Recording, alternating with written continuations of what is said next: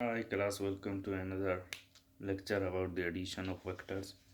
In today's video, I am going to tell you about how to add two or more than two vectors. In the addition of vector, we have to remember a rule. That rule is called add to tail rule. When you apply add to tail rule, you should remember that the nature of the vector should be same. What do I mean by the nature of the vector? This rule you must keep in your mind. Nature of vector should be same. What do I mean by the nature of vectors?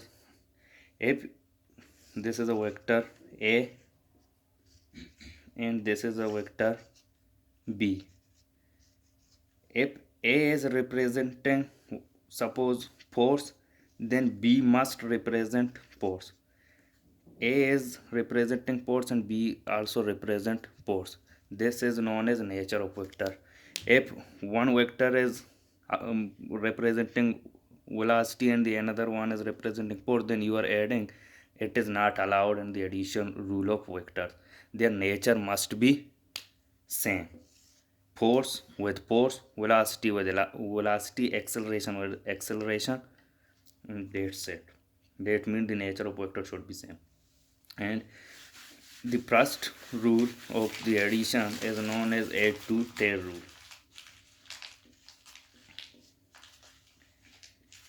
Add to tail rule, known as add to tail rule. It is a very simple rule, and I will tell you how to apply this rule while adding two vectors. According to add to tail rule, you have two vectors. This is a vector A.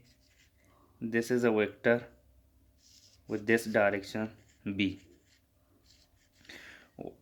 According to head to tail rule, if you are adding a vector A with vector B, then this should be like this.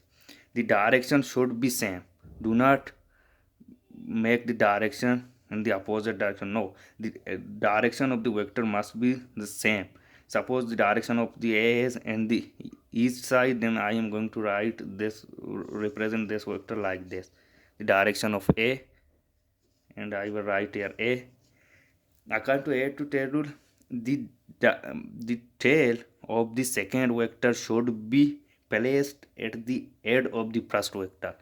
If I am going to place this B vector, then according to add to tail rule, then I am going to do, I will place its tail and make its direction like this.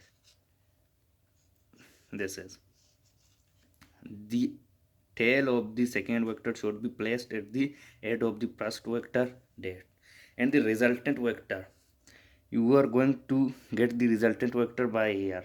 The tail of the resultant vector should be placed at the tail of the first vector, that is A. From here till here, from A to B, that is known as R, which is known as resultant vector of A and B. What is resultant vector? Basically, resultant vector is the summation of A and B.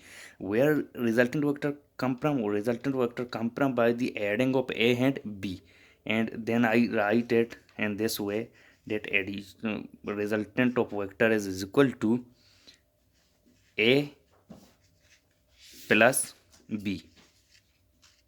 You should remember this one. Resultant vector is equal to vector A plus vector B. It was a simple method of adding the vectors with the help of add to tail rule. I take two vectors, and instead of two vectors you can add three or four vectors as your wish. But the main thing should be, the rule should be the vector, the add of the first vector and the second vector tail must be connected with the head of the first vector, and the resultant vector should be from here, from the tail of the first vector to the head of the last vector will give you the resultant vector. And this rule was so simple. I hope you got something from this lecture. Thank you.